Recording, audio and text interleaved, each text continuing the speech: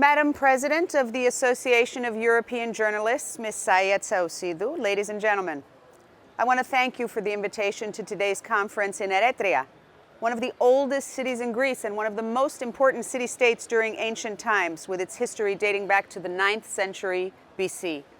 I'd also like to congratulate the European Journalists Association for organizing this year's international conference with the support of the region of Central Greece and the European Parliament Liaison Office in Athens, which has brought together more than 80 journalists representing news outlets from all across Europe. I would, of course, have preferred to be there in person today in the beautiful city of ERETRIA to give this brief address and warmly welcome you to Greece, but my obligations here at the European Parliament do not allow me to do so.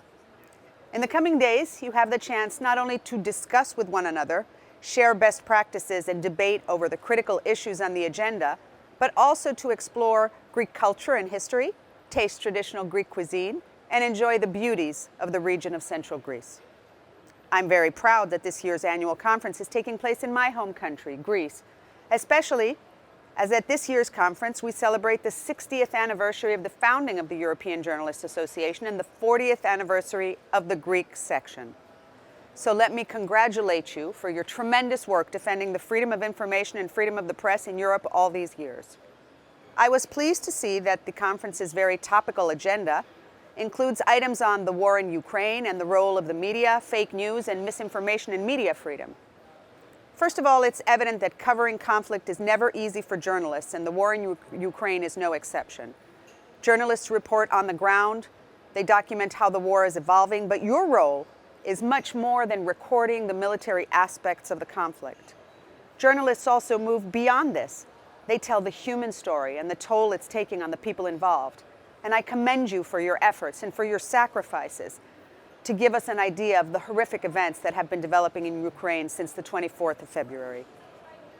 Of course, especially during times of war, fake news, misinformation, and propaganda are rife.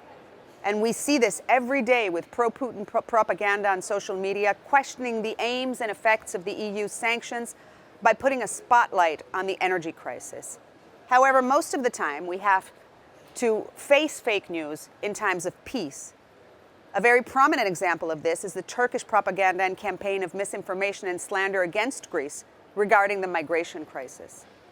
For this reason, at the EU level, the European Parliament has established a second special committee on foreign interference in all democratic processes in the European Union, including disinformation.